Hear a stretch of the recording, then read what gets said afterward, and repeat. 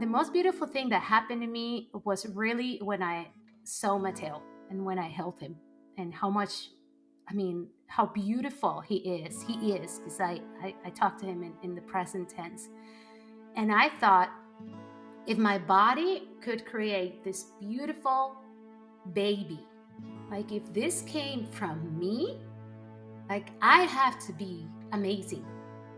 And that was like the epiphany for me, to see this precious human that's perfect, innocent, good, and that it came from me, that I created it, yeah, with a little bit of help of science and with a little bit of my controlling attitude and my desire to do things my way. But he came, he was real. And that's when the healing journey began. Hello, and welcome to Grief, Gratitude, and the Gray in Between podcast. This podcast is about exploring the grief that occurs at different times in our lives, in which we have had major changes and transitions that literally shake us to the core and make us experience grief. I created this podcast for people to feel a little less hopeless and alone in their own grief process as they hear the stories of others who have had similar journeys. I'm Kendra Rinaldi, your host. Now, let's dive right into today's episode. We are talking to Marjorie Serrano. She is a fellow Colombian and living in the U.S. She is the author of Rainbow Meditations, A Journey of Self-Compassion, The Year of the Hurricane, Poems to Heal Your Soul, and Rescuing the Child's Soul, which is embracing our most extraordinary life stage and dismantling the myth of the terrible twos.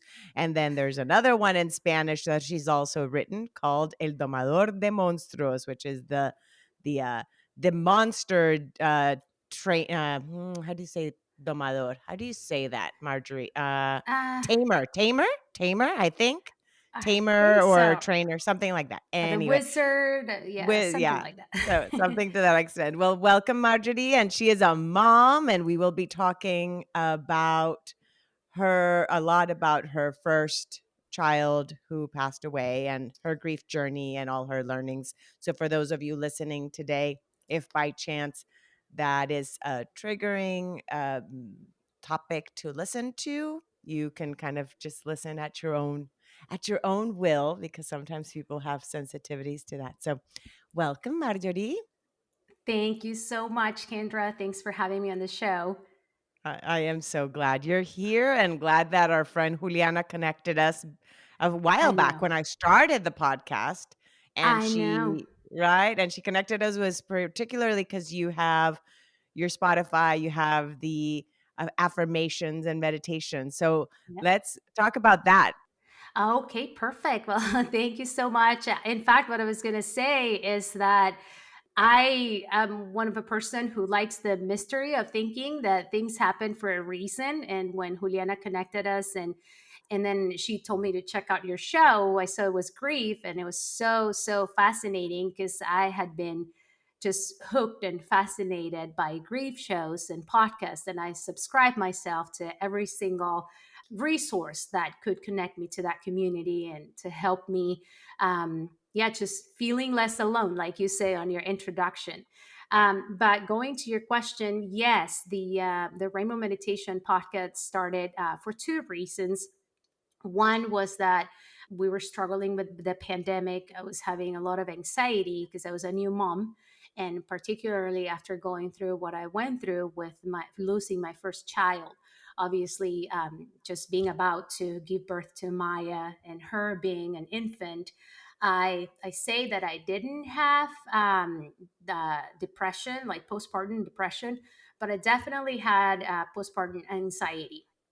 And I do a lot of meditations and guided visualizations, guided imagery, and I listen to a lot. I really like the Hay House meditation podcast, and many different ones. But as I listened to those, I wasn't getting what I needed from the pandemic. I really wanted to visualize a world without the freaking virus.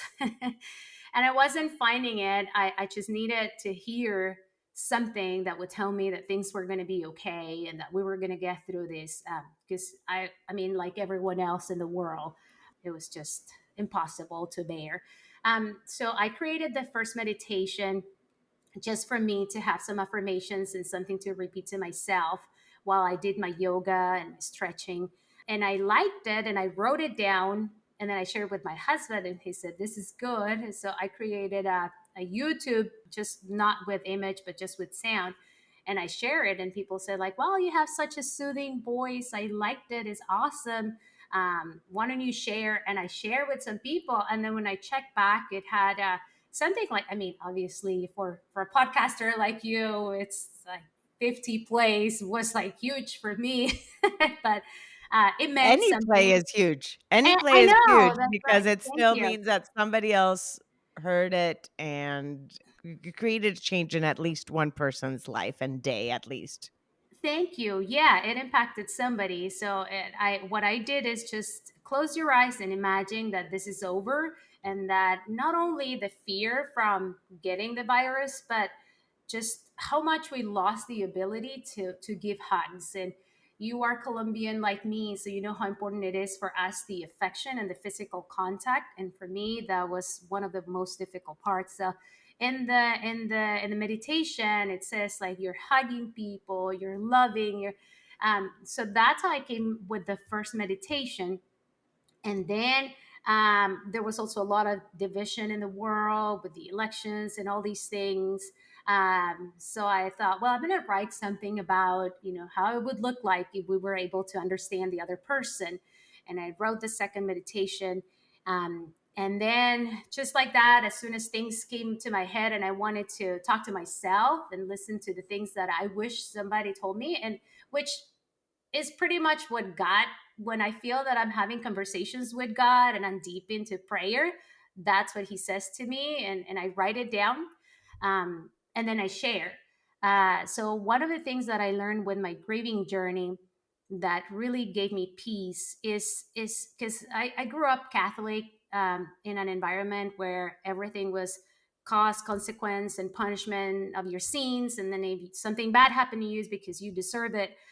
So having something like what happened to me, losing my first child, was like, my gosh, I must have been a horrible human being for something like this tragic to happen to me. And then as I went on my journey, I read fabulous books, and there was this book that, and in fact, my therapist recommended it. It was when bad things happen to good people.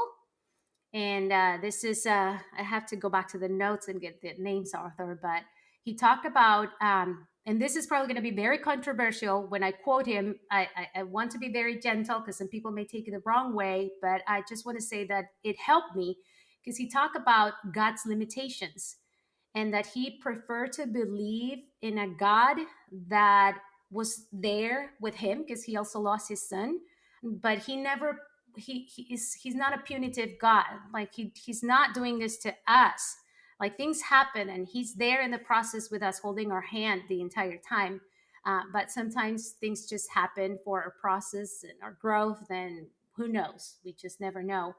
Um, but yeah, it's just knowing God limitations. So going back to the meditations, I wrote my third meditation talking to God, and then God talking back to me and saying, like the same question that you have: God, why is this happening to me? Why is the world so unfair? Why are there's bad people? So it's the conversations of what your creator will say. I use the word your creator, so that way it could be open to people with various types of beliefs. So yeah, and then one thing led to the other. Of course, the fourth meditation, I'm pretty sure it's the fourth one, is about connecting with the baby that you lost. Because there was also all these questions that I had for Mateo, like, why did you have to leave so soon? Why? So that meditation, it was my way to responding all those questions to myself. So it is a meditation when you travel, you fly with these magical creatures that fly next to you, and then you go through butterflies and beautiful things that take you to a crystalline a fountain of crystalline waters where you reunite with your baby. and then you can soothe your baby, breastfeed your baby, and then just spend time with your baby. So it's like, So beautiful. It's yeah, it's you created what you were looking for in that exactly. process. So that is something that we can all take away as well, that in life in general, whatever things are going around, if you do not see what you need, then create it. That Exactly. and in that process of creation, what that then allowed you, because you mentioned you were having post baby anxiety, and your daughter's name is Maya, your now daughter, and we'll talk more about Mateo as well in the process, because he is that catalyst for a lot of this growth and exploration for you as well. And the yeah, the anxiety then that you were having as you started then recording these meditations, did you start seeing then a change in yourself? Oh yeah, absolutely. Yes, I started also journaling, and I this is thanks to my therapist at the time. She told me when I wrote things down, they belong to another place than my thoughts, because I was having a lot of, like, it was the thoughts that most of the times is just fears and lies that everything's going to go wrong, everything is. So the process of journaling, that's it. The other thing that I didn't know my self-worth before, and I didn't have the confidence to write, because growing up in Colombia, I always had like, I had a different learning style. I never succeeded in school. People laugh at my grammar and spelling, and I just like had this label in my head that I was just not talented. So writing for me has been a challenge, because it's just the confidence. But the therapist told me, just do it for yourself and do it for other people. And then when I started writing from my heart, then it turned out that people liked it. They felt identified, and it helps people, which is, when I went through this, I was just hungry for stories of other women who went through the same thing and that they survived. I just needed to know if it was possible to survive the death of your child, the loss of your child. Because when you go through this, it's like, whoa, is there, like, I mean, what do I do now? Mhm. Um, so journaling and then sharing, connecting with other people, it's just an amazing process, and it's very healing. And then just knowing that other people out there can connect with you just builds a wonderful community. Thank you so much for sharing all those different tools that you use, the writing, the journaling, creating the meditations. So let's go into the year that you were expecting Mateo, and like how long you, and let's talk about you and your husband, where you guys were living, and that process of having been pregnant with Mateo. Okay, so we call Mateo our $1 million baby, because we spend, I mean, just it was unimaginable what we went through to be able to get pregnant with Mateo. I struggled with infertility for almost 8 years, and I was told over and over again I could not have babies. They couldn't determine what exactly what it was that I had, but I just couldn't get pregnant. And I think I know now. I think I have the answers, and it's all based on body, mind, and trauma. But yeah, it took forever. We went through all kinds of things to try to get pregnant, all kinds of fertility treatments, and nothing worked. And it was exhausting. We also tried to adopt 3 different agencies. They had issues with, yeah, just our ages. It just seemed, and then the one adoption agency that went through with our home study, we weren't just elected.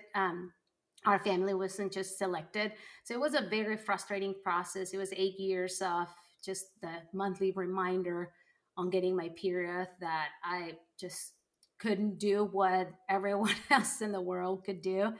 So it was, I just have a lot of empathy for women who have to go through infertility, because it's one of the most, it's just, it's so stressful. Everything that goes through your mind, your spirit, your soul, your capacity as a woman, the labels, the stigma, is something that, yeah, I don't wish it upon anybody. But so we had one embryo left, And after all these years of trying and not being successful, and I said, well, I the new year started. It was 2018. And I thought, well, I mean, it's the last embryo. So let's just do it. I mean, I have nothing to lose. And my husband said, okay. And I went to get the IVF process, the embryo transfer by myself because my husband was traveling. He had to travel a lot.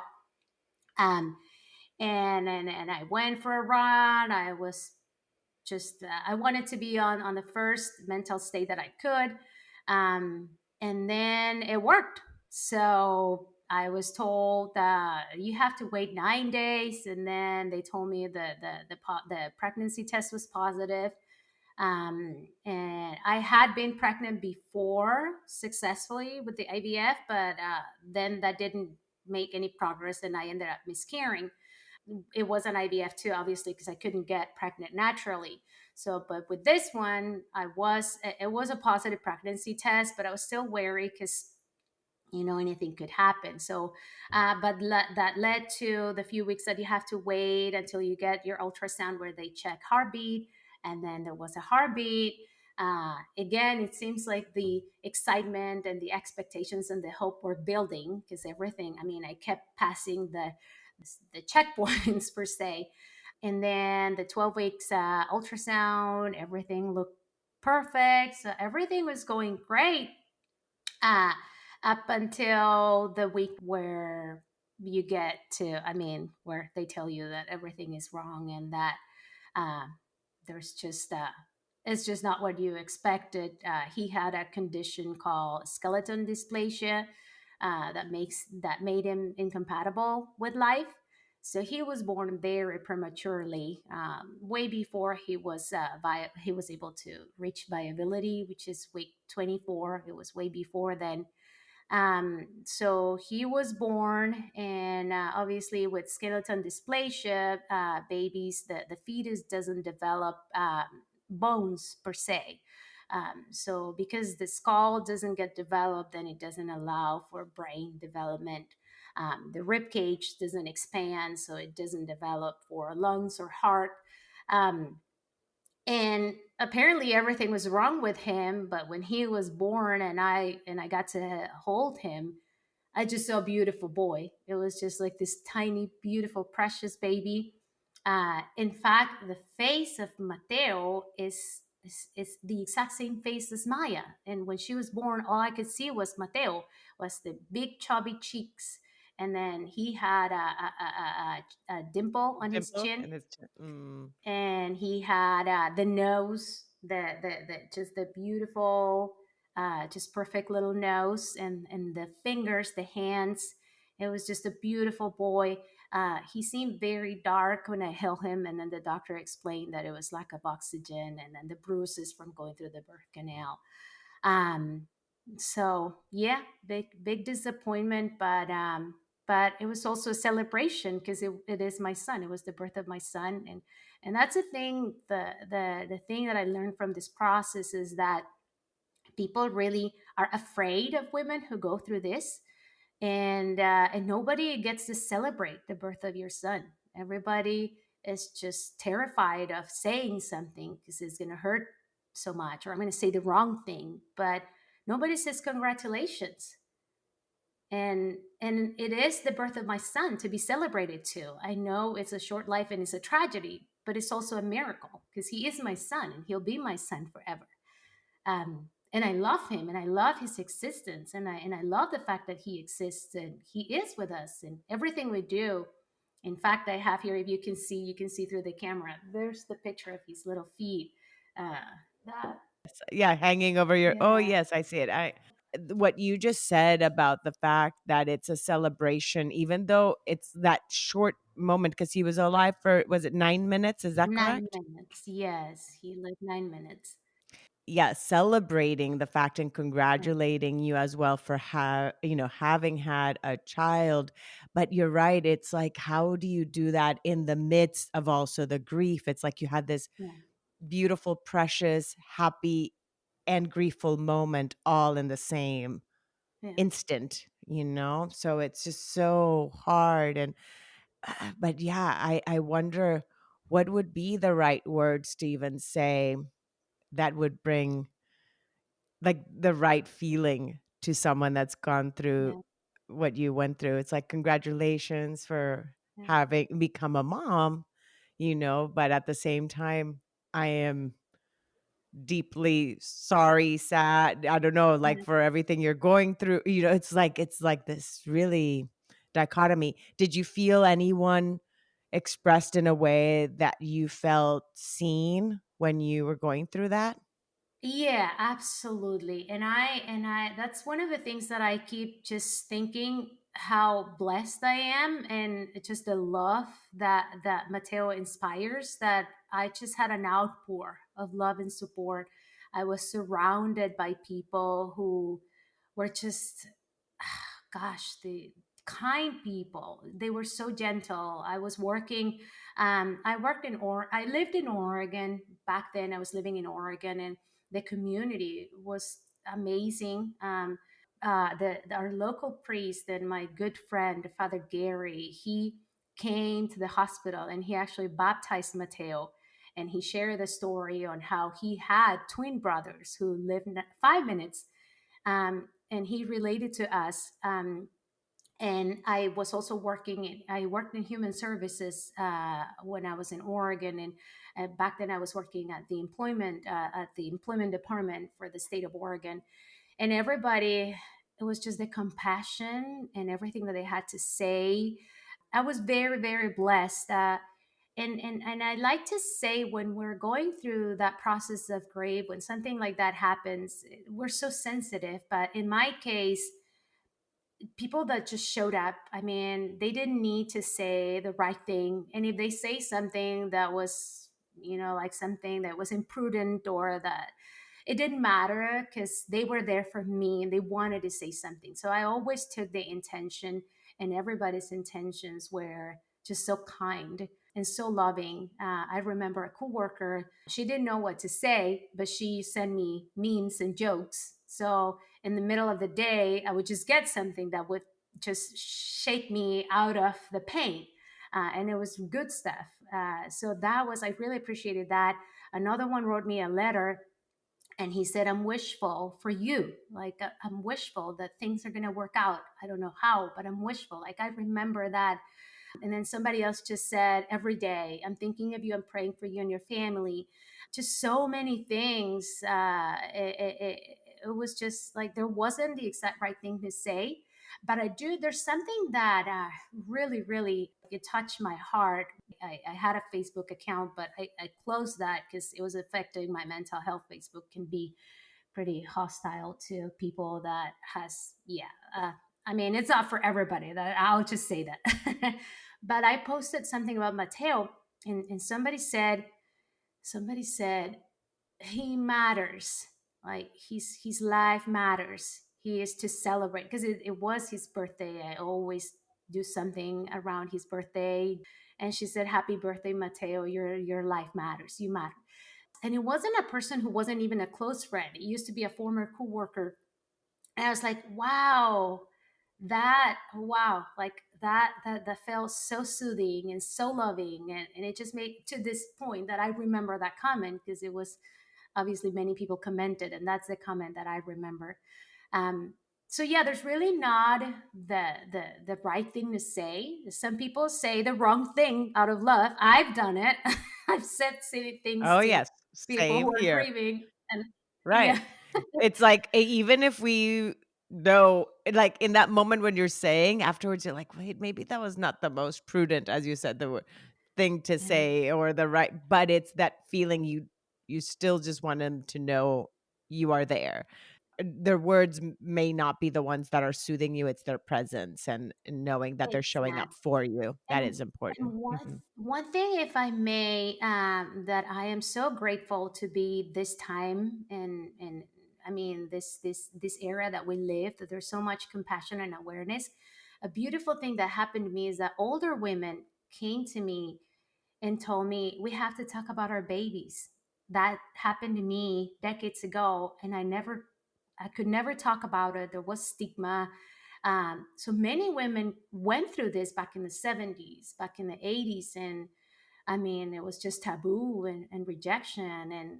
And now we have the right to grieve and talk about our babies and talk about female things and the uterus and giving birth and all the things that were taboo in the past. So I'm very grateful that I created a space for older women to come and grieve their babies. One even said to me, like, this happened to her twice, and she one of the babies didn't even have a name, because it was back then, it was like that. And right now there's just so much, that I have to honor my baby, to talk about him, and so much to give back to the world. Beautiful. Thank you for sharing Mateo's birth story with us. Your Thank birth you. story and his birth story as well. And of course his spiritual birth as well was on the same day as his physical birth. So it's a duality. Let's go from there, in between there and then conceiving Maya, and then having Maya into your life, because here you are, you basically, that was your last embryo. You Yeah. technically, that was your last chance, quote unquote, to have a baby at that moment with IVF that you were going through. So when were you in the right space to even think of conceiving again? Or even, or did it even not come up and just happen? Then, yeah. And it's like you, when you were talking to me, that you were saying, well, sometimes we plan something and then it doesn't happen, and that's exactly how life is. So this is like, when I got pregnant with my daughter, my sister, and my sister's not a religious person. She told me, if this is a pregnant, I mean, if you're really pregnant, this is a biblical a biblical miracle, she said. And she's not a religious person, so this is how huge and meaningful. So actually, after Mateo, I was desperate to have a child. It was too painful, but the yearning to be a mom was such that after, so Mateo was born in July 2018, and then January 2019, I went back to the fertility specialist and we did a donated embryo. So we tried that. So I tried IVF one more time. That's how much it was. But when that didn't happen, and I was so excited because it was like adopting a baby that I could actually, have growing in my inside me. Um, so right now I have, a different way to see things, but that's a whole nother story. But that didn't work, and then I thought, okay, God, I'm sorry, I've been trying to do things my way, and I've been trying to play God. This is how much I want to be a mom, and I'm sorry. So but I'm just gonna let it go. This is it, I'm not gonna do it. And that's when I got the puppies. And I got, and it was, people were telling me like, you're out of your mind. And I said, well, when you're grieving, you have the right to do whatever you want. And I love puppies and I love dogs. So the breeder, one of my best friends who actually passed away last year, she Mm. was breeding the last time because she was getting tired up, and she said, this is the last litter that I'll do. So if you want two of them, I'll do it for Mateo. And she gave me the two, so I ended up with four dogs. That also motivated me to get really fit. I wanted to get back in shape. And then, so I got the puppies, like I got all my life just set up, and I made plans and I changed career. And I had some pain. I mean, I had a fibroid. It was in the back of my uterus and it was causing pain. Obviously, the pain of getting my period every month, and then the pain of also, I was always expecting that a miracle would happen. So I wanted to take control and then just have some closure. So I went back to my OB-GYN, and she told me, the only way to get rid of this fibroid is to just go through a hysterectomy. And I'm just saying this because I know your story. You've been through a lot of IVF, you've been through a lot with Mateo. I know you need closure, so we can do this. You no longer have your period, you forget about it, and then you won't have the pain, and then we can do it. You're a candidate for a hysterectomy. And then I cried. Obviously, we both cried because she's the same. And she said, take your time. And then they did an ultrasound, and obviously that triggered a lot of pain, because just having an ultrasound without a baby heartbeat and all that, everything that was just that meant OB-GYN ultrasound was just so traumatic. In fact, my OB-GYN started giving me appointments where I couldn't see the pregnant women. So that when I was waiting on the waiting room, I didn't see the bumps Mm. around me, because that was very, very triggering for me. So they were very kind. They also helped me to go through the back when I checked out. So I didn't see the bellies, the pregnant bellies, because it was too much for me. So we said, okay, so we scheduled the hysterectomy for the 27th of August. This was 2019. So it was a year after Mateo, like about a year and a half. Actually, a A year and a year, because month. this Yeah. was all August. Hmm. Yeah. So the hysterectomy was scheduled. I was all for it. My mom was really sad, and people were like, "You sure you want to try?" And I said, "No, I'm done. This is it. I'm going to take control. I'm going to raise my puppies. I'm going to go back, run marathons, and I'm going to take control." Because I And then we went to Fort Lauderdale, and my period was I was supposed to get my period like on the 10th of August. And this was the 21st of August. We were in Fort Lauderdale. And I said, I had to start taking a medication on the 25th. And I said, it's very close to me having to start that medication, and I don't get my period. I don't know. I was never late on my period. I don't know, for some reason, I don't know why I'm not getting my period. Like, I'm not spotting nothing. And then my husband said, "Well, do you want to take a pregnancy test?" And I'm like, "No." I mean, like, I was taking pregnancy tests every month for 8 years. Everything was always negative. It was so frustrating. But he said, "Let's just do it, so that way you can just, start the medication and not feel worried about it." And I said, "Okay." So we went and got, and I said, "I'm going to get the dollar one. I don't want to buy it. I don't want to spend a penny on this anymore." So we got the the dollar pregnancy test, and that came positive. And I called my sister, and I said, I couldn't even believe it. So I said, "Is there something wrong with this test? Does this mean?" And I sent her a picture, and that's what she said. "This will be a biblical miracle." So we waited until the pharmacy opened, because I bought the stick, and then I did the test like at 5 in the morning. That's when it came out positive. So we waited until like the pharmacy opened at 9.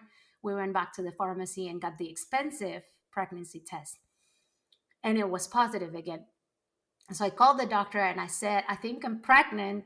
I don't know how. Like, I've never, out of the blue." And they were all screaming and crying. And so they said, "Let's do something, because you have scheduled your surgery. The doctor obviously has space for you to have an ultrasound and an appointment." And I said, "Okay." So on the 27th, instead of having a hysterectomy, I went and have an ultrasound.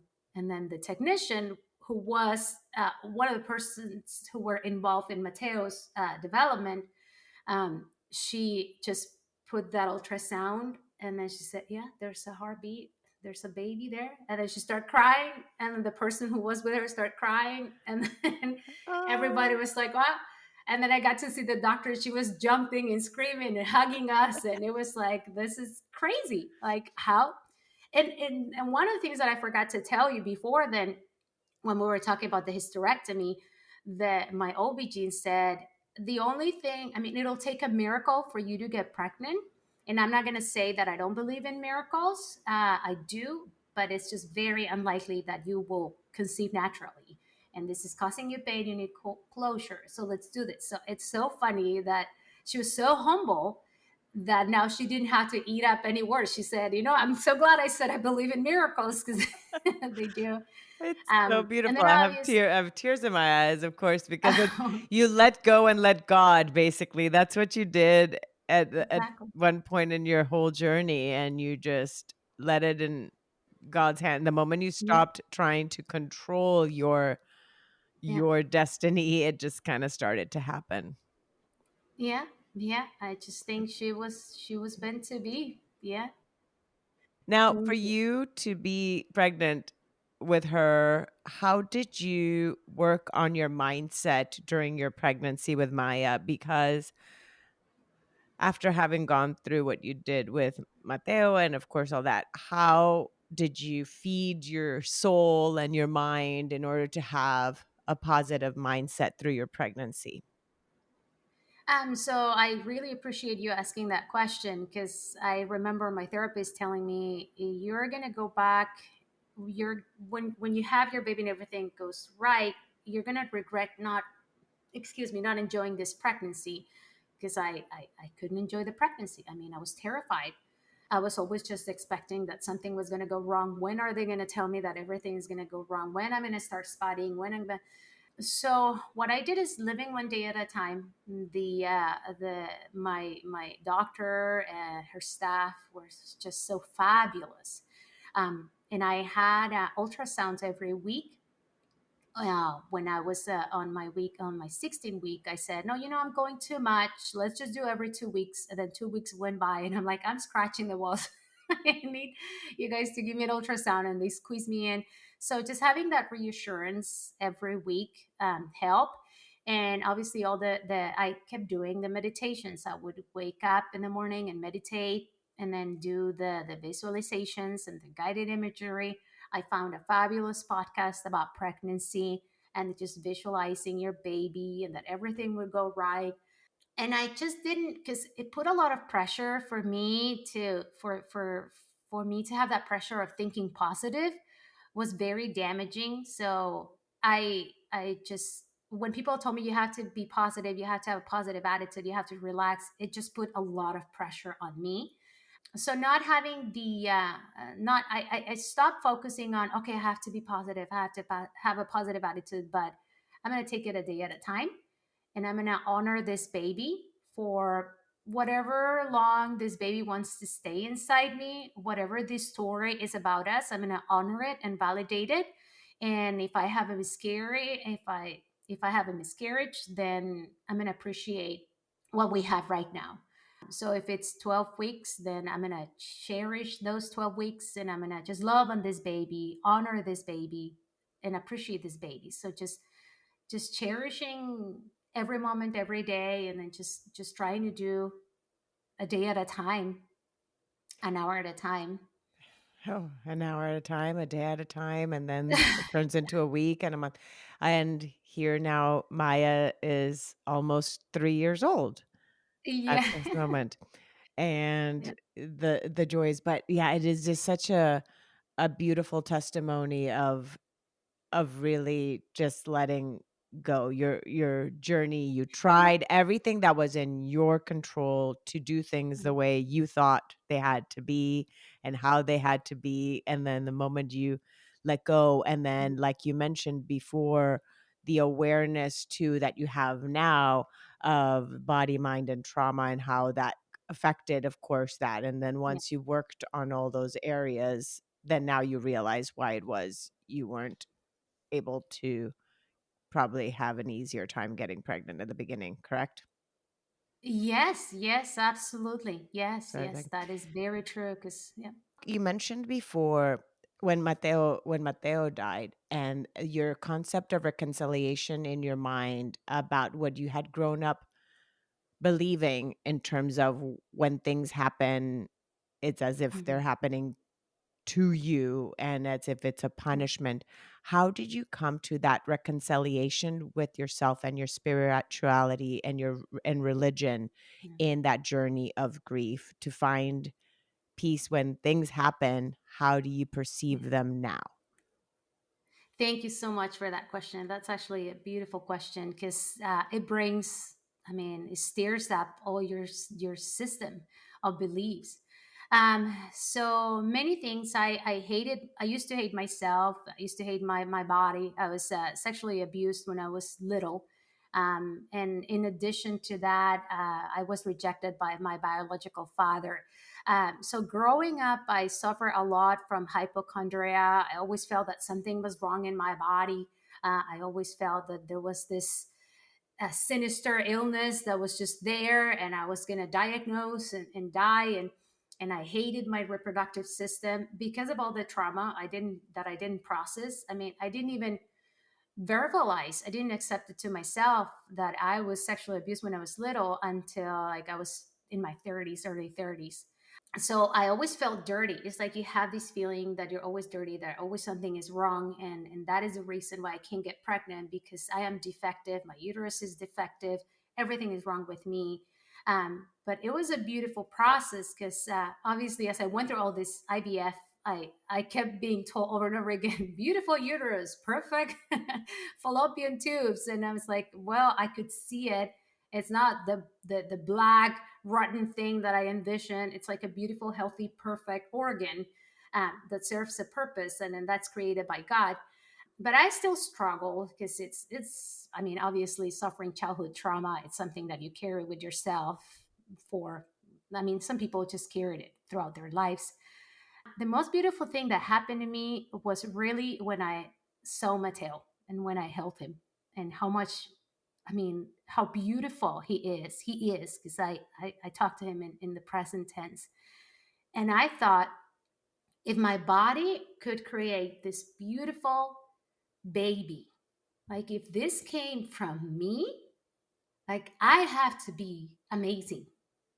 And that was like the epiphany for me, to see this precious human that's perfect, innocent, good, and that it came from me, that I created it, yeah, with a little bit of help of science, and with a little bit of my controlling attitude and my desire to do things my way. But he came, he was real. And that's when the healing journey began. That's that's exactly when I knew that I that I'm worth it, that I'm worth it, that I am this wonderful person that belongs to this earth. Um, and that's when I learned, like, and I got connected to the finally understood, because I, growing up Catholic, I was always told like Jesus died for us and Jesus died for us, and that made me angry, because I never understood, like, why would this wonderful human being would die for us? Like, it never made any sense to me. Like, why put him through all this suffering? Like, why? Like, I don't understand. It makes no sense. But the reason why, like, it was just like boom. Okay, I know why he died for us. He died. I mean, the story of Jesus told me that suffering is inevitable in life, and that if the most beautiful human being that changed the world suffers in this way, and his mother Mary, like, I could just have the image of Mary holding Jesus after he died in the cross, and when I was holding Mateo, like, I just kept referring to that image to give me peace and comfort. Like, if she went through this and he changed the world, then I'm gonna be okay.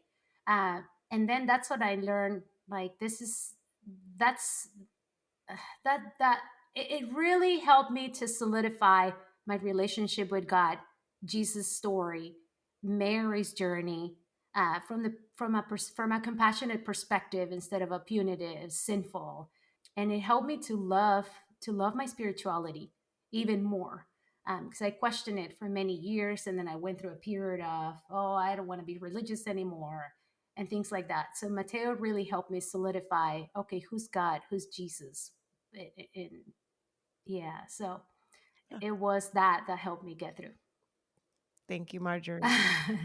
And Marjorie, when we were communicating about this podcast, there were several things you wanted to share. We exchanged several emails, and she's like, I want to make sure to say all this. And that's why when you mentioned before that, before we started recording, that I said, okay, let's let go of all the notes and let's focus on the Yeah. conversation and see what comes from it.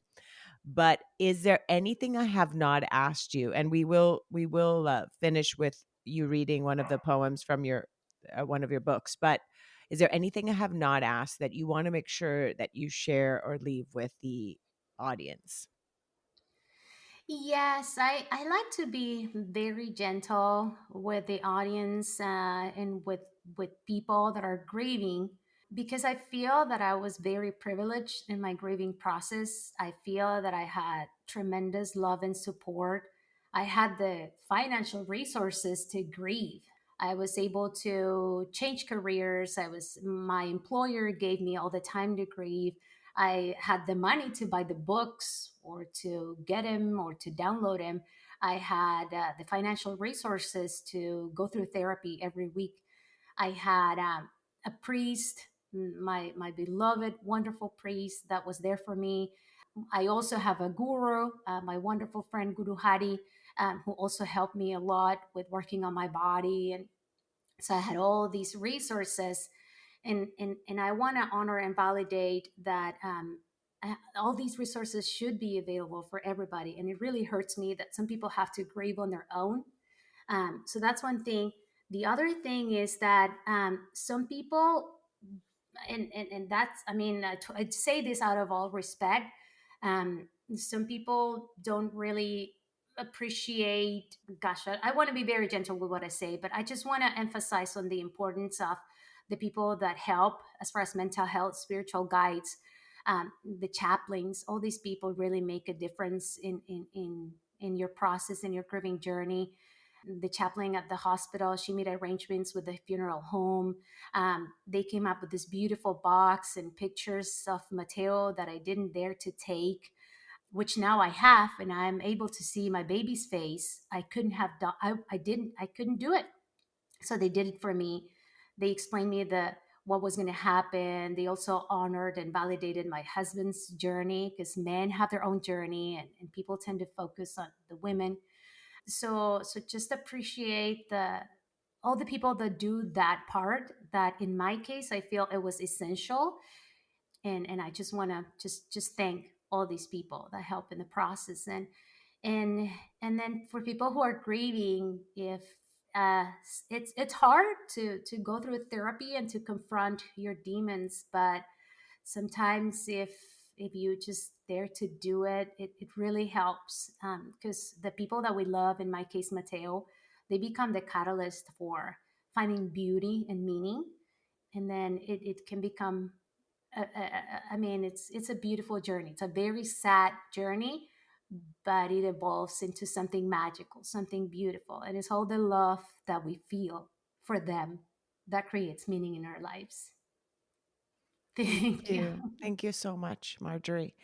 And Marjorie, Thank before we wrap up with you reading part of your you. one of your poems, can you please share how people can find you? I'll make sure to add it in the show notes. But how can people connect with you or get your books or your podcast and so forth? Your podcast or your Spotify account Yeah. meditations. Thank you. So the meditations are called Rainbow Meditations, and you can find them available on anywhere you get your podcast. And then my books, you can find them through Amazon or Apple Books or other ebook stores. You can just type my name on the search box, Marjorie Serrano, and then you can see the collection of books. And then on Instagram, you can find me as Marjorie Writer. And Thank now let's finish with this excerpt from The Year of the Hurricane, Poems to Heal Your Soul. And I would love to hear it. And again, once again, thank you, Marjorie. I'll say bye now so that we wrap up with this beautiful poem. Thank you so much, Kendra, and thank you for the work you do. It really makes a difference in people's lives. It's helped me as well. Thank you. All right, here we go. So it's called Spring Has Come. And there is a time when a child is born, the rain ends and ladybirds crawl, and an infant begins to walk and then to talk and to talk and talk and talk a little bit more. And the darker days get lighter each day, and the clouds move for the warm sunshine rays. And left behind are the days of sorrow, and you can finally let go of the fears of tomorrow. And you look back in the window of time at the person you have left behind, and you wonder in awe of her courage and grace, imaginable obstacles she had to face. The day she sat at the funeral home, waiting to receive the ashes of her newborn, and her stomach turned, and she was alone because she needed to do this alone. Here's your little one, the mortician said, and with tears in her eyes, a loving hug she gave. And the 1 pound precious child, whose matter in ashes turned, in a heart-shaped silver urn was carefully stored until the day she found a place worthy of her baby's remains, a massive oak tree, the perfect place for a new circle of life to begin. But this time she was not alone, surrounded by love and nature and filled with hope.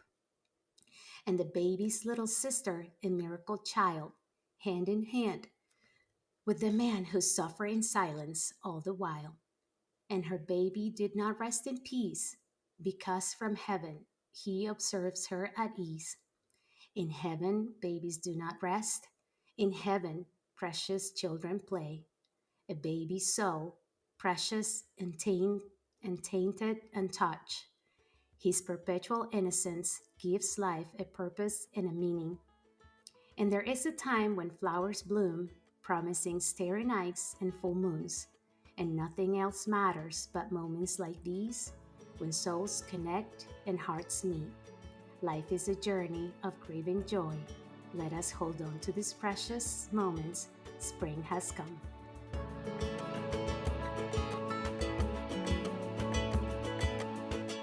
Thank you again so much for choosing to listen today.